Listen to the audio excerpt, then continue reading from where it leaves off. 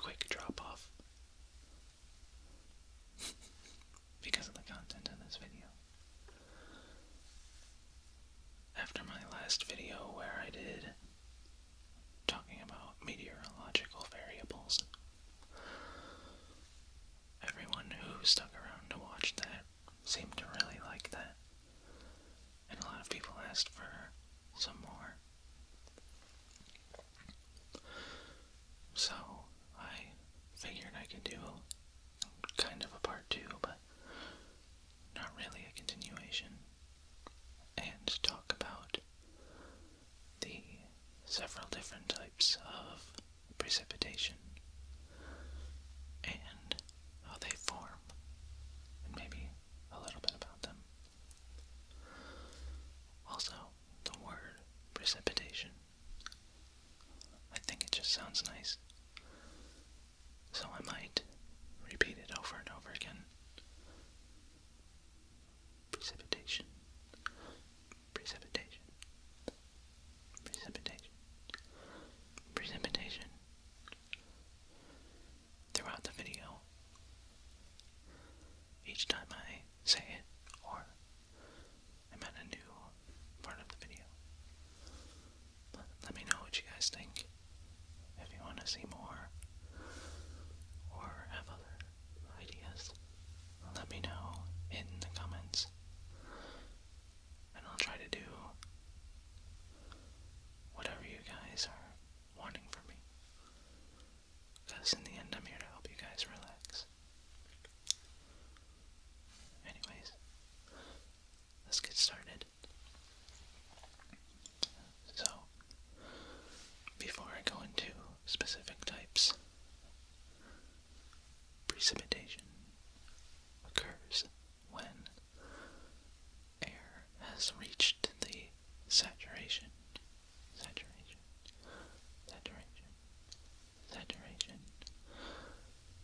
value, which means that there's more water in the air than it's capable of holding. I believe I mentioned before that humidity, the amount of water that the air can hold, depends on the temperature. So the cooler the air is, the quicker it will reach its saturation point. Past the saturation point, any other water vapor left in the air will then condense out into both liquid and or solid water, as rain or as snow. And one thing all of these need is both, obviously, saturation to occur, to have water condense out, and also they need a small dust or any other kind of solid particle that's been lofted up into the air to form off of the nucleus of the rain or the snow.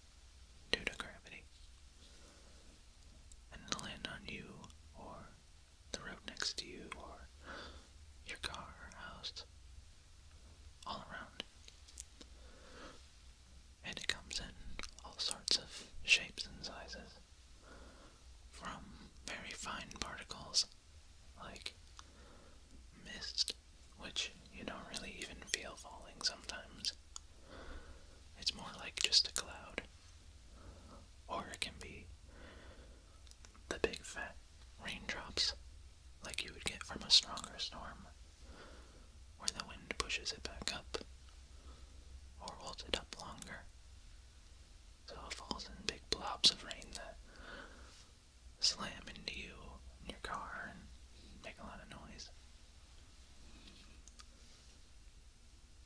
That's the easiest form and probably the most simple form of precipitation. Precipitation, precipitation, precipitation, precipitation, precipitation, precipitation, precipitation, precipitation, precipitation. Probably the second most common form that most of you should be familiar with as well would be snow. And it forms in almost the same way as rain. The difference being the temperature of the air that it forms in. Of course, the air that your snow will form in will have to be below the freezing temperature of water. And it will start as a very small piece of ice and gradually form larger and larger designs through a few different processes.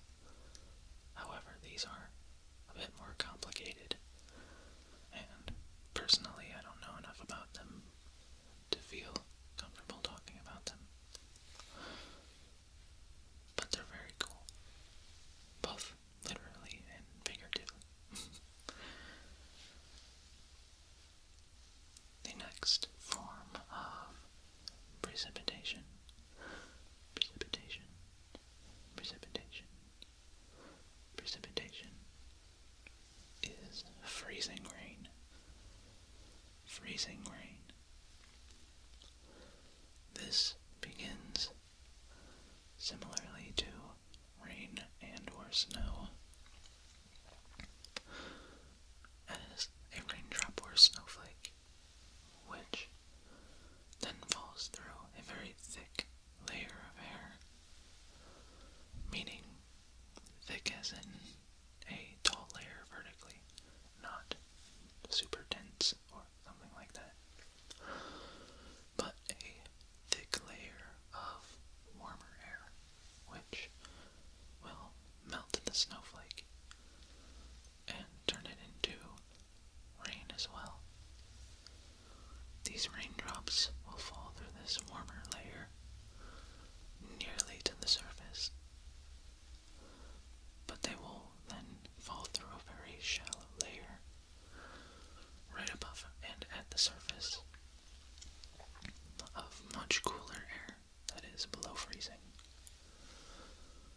However, this layer is so thin that the raindrops will not have time to fully turn into ice or snow, but they become super cooled, super cooled, super cooled, super cooled, super cooled, meaning that when they land on any surface, they will immediately turn into a layer of ice,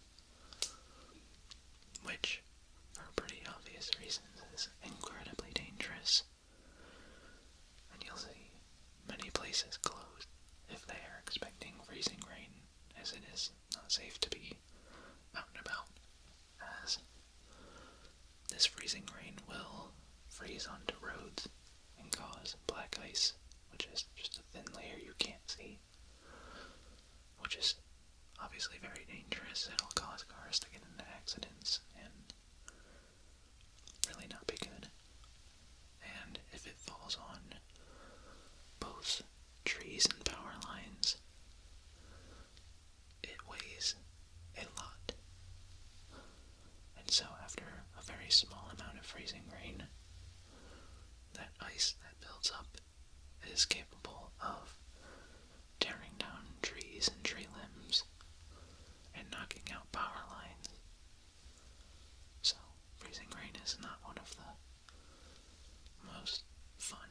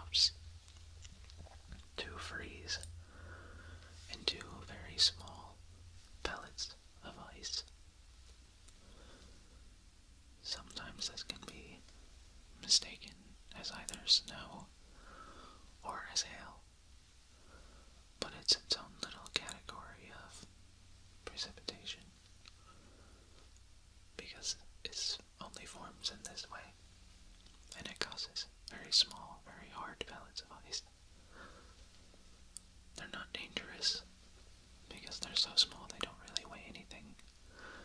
They can't cause any harm like bigger chunks like hail would do. And it doesn't cause sheets of ice like freezing rain. Other than if it's windy, it might sting a little bit to be out while it's sleeting. But otherwise, it's pretty fun.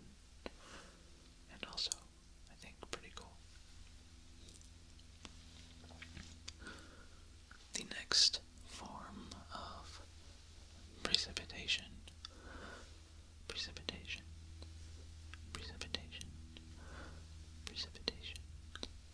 is one that many of you will likely not be familiar with, as it doesn't get talked about nearly as much, at least in my experience, outside of meteorology circles. And this is a precipitation type known as graupel. Graupel. Graupel.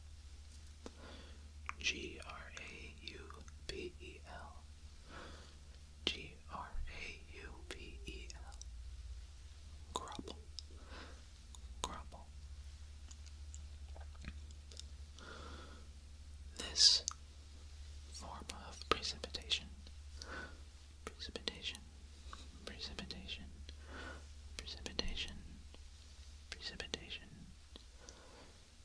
will begin its life as snow, but exists on a very close to freezing layer of air, as there will also be some super cooled water droplets, which, as they fall, the snow and the water, these super cooled droplets come into contact with the snowflakes and form a little, like, shell of not quite ice, but more like a slush.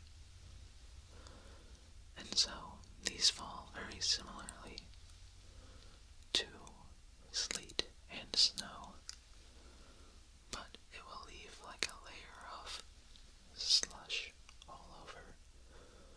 Instead of hard pellets of ice, these are soft pellets. I believe sometimes these are even called like soft hail, as it can look like hail, but it won't hurt if it hits you. It'll just kind of squish into a pile of slush. So it's also pretty fun, but it's not super common, and therefore not talked about a whole lot.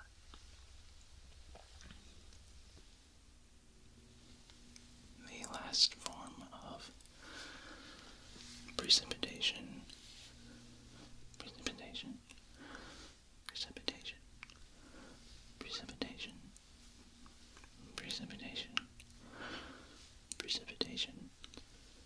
is, of course, hail.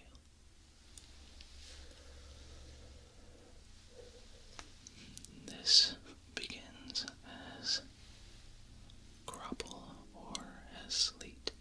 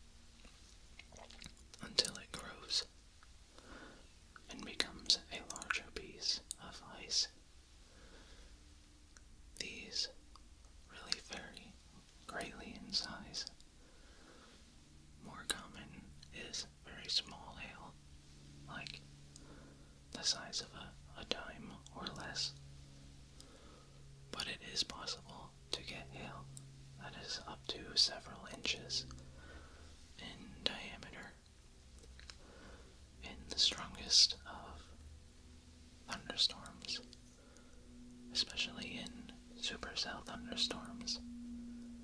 They can cause quite large hail due to their very strong updrafts. These are actually pretty fun to watch and to study, as they only happen in very small parts of the storms and can grow into very large pieces, and they can do a lot of damage, which inherently is not very cool, but the amount of power that hail has is pretty impressive. You can also, similarly to like ice cores in the Arctic, you can split a hailstone down the middle and you will see layers of all of the water that the hailstone